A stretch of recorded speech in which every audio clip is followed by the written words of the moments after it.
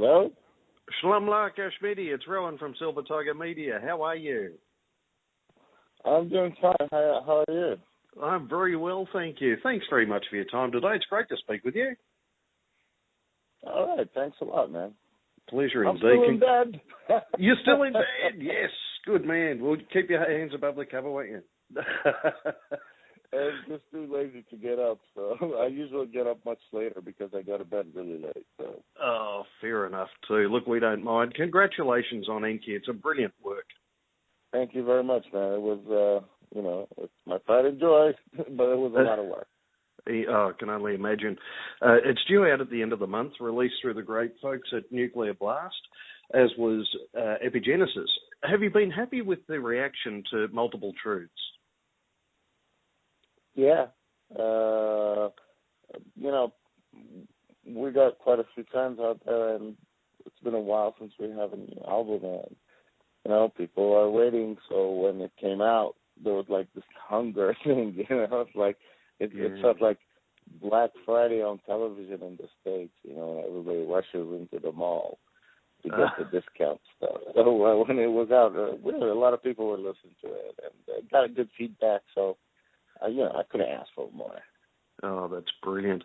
It's a fantastic track. I have to ask, is it based on your experiences in the West Bank region? Multiple Truths is more about, it came about when I was having a very good discussion with a friend of mine. It has more to do with everybody's talking about something that they're right, but they could both be right. Like an orange is round and an orange is a fruit. That's two correct statements. But also it means that there's other meaning. There's a positive and negative. The album is an album full of duality.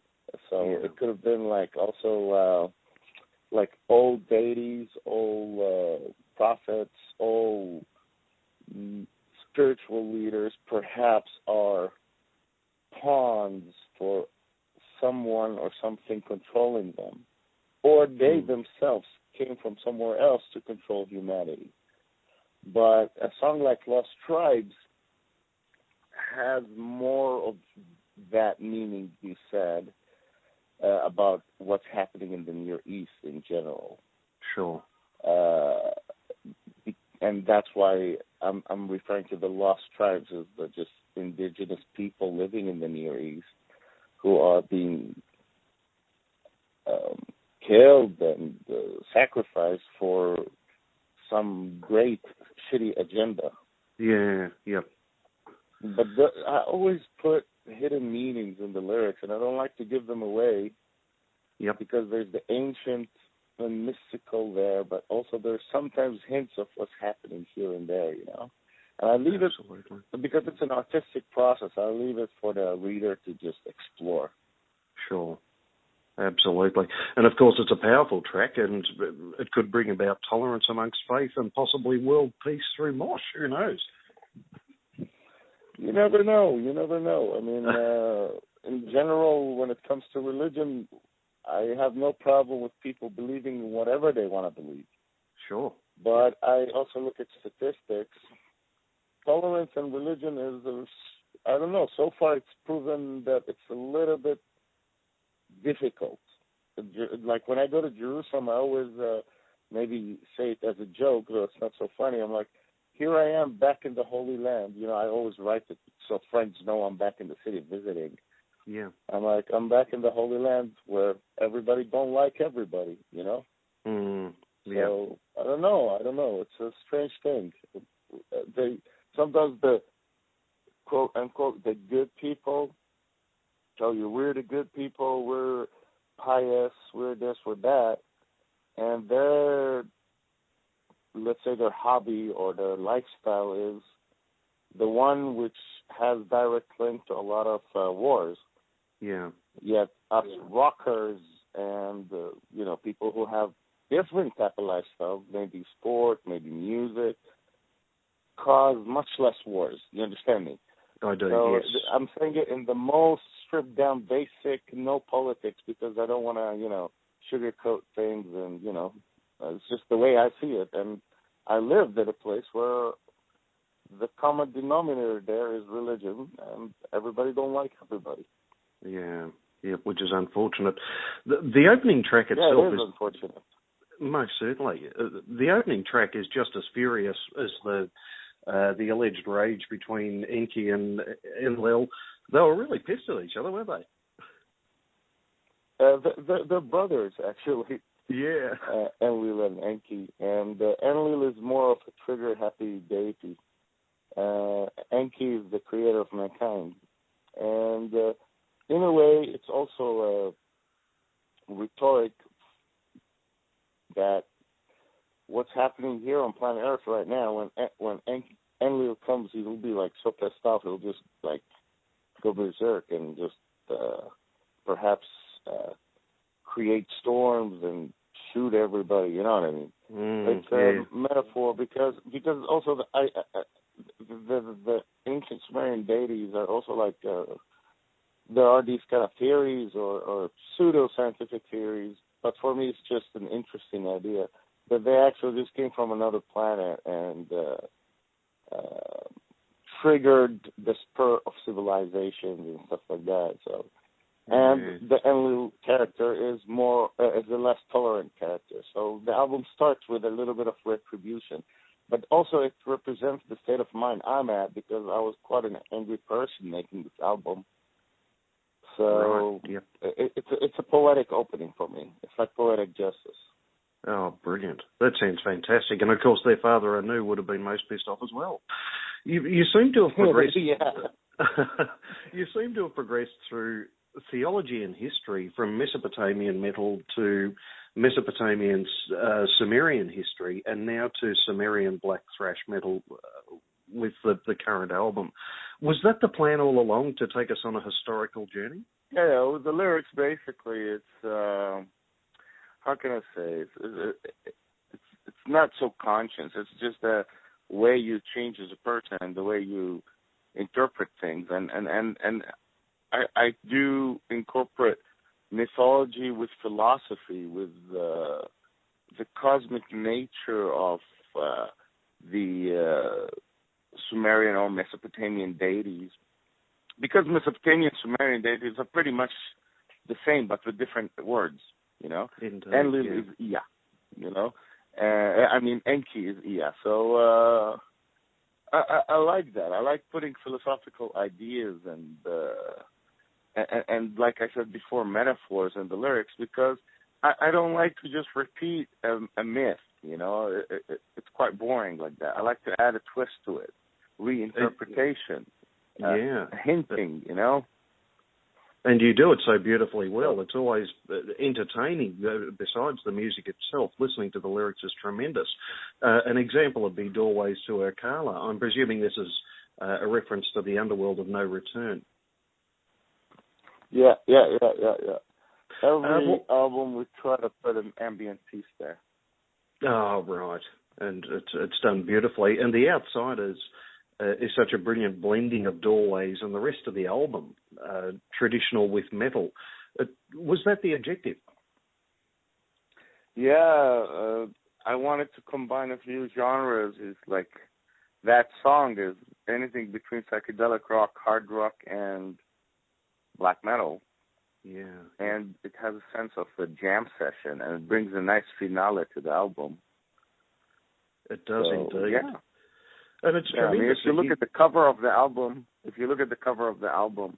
with the pillars, it's pretty much like you're going there with the Outsiders. Indeed, it does. It's tremendous to hear the mighty Max Cavalera on Lost Tribes, and also the guest appearances of Sarkis Tollis and Rob Caggiano from Volbeat and Anthrax. What led you to recruiting such big name guests? Yeah, it just happened, you know. I mean, these are friends of mine, and they like Melechesh a lot for many years. And it was just time to do it. With Max, he's a cool guy. We like his stuff. He likes our stuff. We have a lot of parallels in our lives. Wonderful, yeah. I mean, him and I, we both started kind of like a black metal band or black thrash kind of band. in an unlikely country. Yeah. And we both have the common denominator thing of the tribal music. And, you know, he's always supporting Melechesh. And when I did Lost Tribes, I needed the thrash metal voice. His is the best. And when it came to Rob, he's really into Melechesh since Emissaries. And he's such a good guitar player, first and foremost. Oh, wonderful. Without showing off, you know. He serves the song. And Mm. Sarkis, we toured together for like 5 weeks, so we got really close. And when I recorded in Athens, he was there. He came by to the studio and did some killer vocals, you know. Oh, tremendous. It's the only signed metal band ever to attract a record deal out of Jerusalem. How difficult was it way back just after 1993? How difficult was it to get established in the early years? Oh, it was really difficult. It was a little bit ironic as well. At the time, everybody liked to listen to music like black metal, and they're singing about, I don't know, stuff about Jerusalem and about this and that. But they had to come from a privileged country. Yeah. We happened to be, by coincidence, coming from the Holy Land and doing it. But that was not cool enough. It just didn't click, you know. It just didn't click with people. You can tell that eureka moment with people where, like, their eyes go sideways, like, aha, yeah, now I get it. And I'm like, yeah, good morning. And to make it even funnier, the band started rehearsing inside the old city, like not far away from where Jesus was crucified. Yes, the Holy Sepulchre, because we were in a Catholic church and in a Catholic school, and there was a small rehearsal room there. And I'm an Armenian Assyrian, and I was baptized in the Syriac Orthodox or Assyrian Orthodox Church in Jerusalem, which is allegedly, check this out, historically, allegedly one of the most likely spots for the Last Supper. I mean, how cool is that? I'm not into religion, but I'm historically speaking, I'm like, you got to be kidding me. Oh, that's just gold. How brilliant. But yeah, I mean, starting the band there was, it was interesting. It was like, you're onto something. There was always rock and roll music and metal and death metal and whatever, but no one really did black metal in Jerusalem, you know? Oh, incredible. Well, there's so much I want to talk to you about. Unfortunately, we're out of time. But what you've come up with there's a strict schedule. Indeed. But what you've come up with, if you accept my thanks, it's just genius. It's terrific. Do you think we might see you in Australia soon? I sure hope so. I want to come there. Let me tell you something very personal. My grandma's buried in Australia, and I never had the time to come pay my respects. Oh, that'd be lovely to see you out here and do that as well.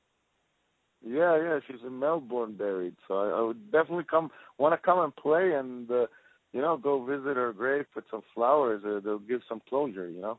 Absolutely, that'd be wonderful. We'd be happy to take you on a tour of Melbourne at the same time. You just hit us up.